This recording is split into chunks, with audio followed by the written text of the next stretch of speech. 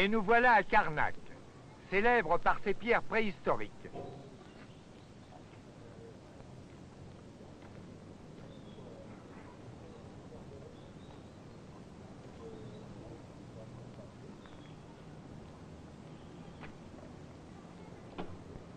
Pourquoi toutes ces pierres? À quoi servaient-elles? On suppose que ces monuments jouaient un rôle important dans la religion des druides. Depuis que nous sommes arrivés en Bretagne, j'ai vraiment l'impression d'être dans un autre monde. La Bretagne est restée longtemps une nation séparée de la France. C'est pourquoi elle a gardé ses anciennes coutumes.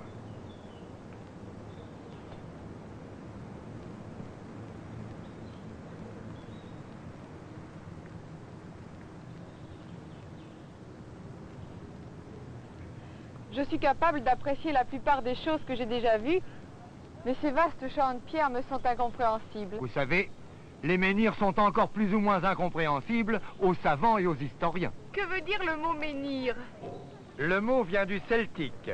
Men veut dire pierre et hir veut dire long. Alors ce menhir, c'est une longue pierre. On les nomme aussi pierre levée. Cette langue celtique m'intéresse beaucoup. Est-ce qu'elle est encore employée couramment aujourd'hui? Pas autant qu'autrefois. Le gouvernement français exige maintenant l'enseignement du français dans toutes les écoles primaires de Bretagne. Mais quand je suis venu ici pour la première fois, il y a 25 ans, bien des vieillards ne savaient pas un mot de français.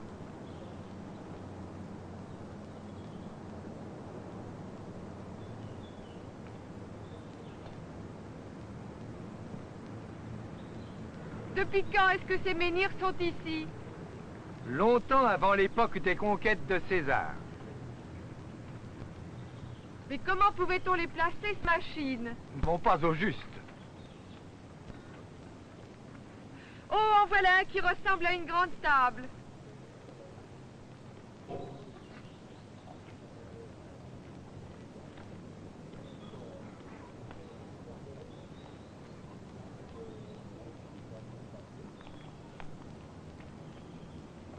Croyez-vous que les dieux de l'Olympe y soient venus en pique-nique? Quelle imagination, Margot! Mettez-vous là-bas, près de ce menhir, que je vous photographie.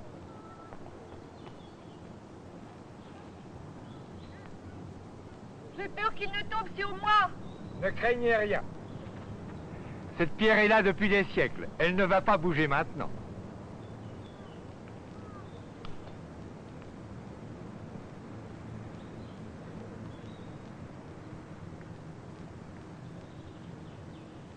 Voilà un homme qui mène sa vache au pâturage. La pauvre bête ne trouvera pas grand-chose à manger, car le terrain rocheux par ici est très pauvre.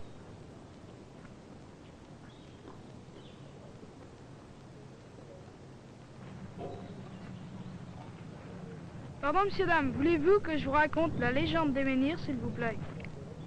Oh oui.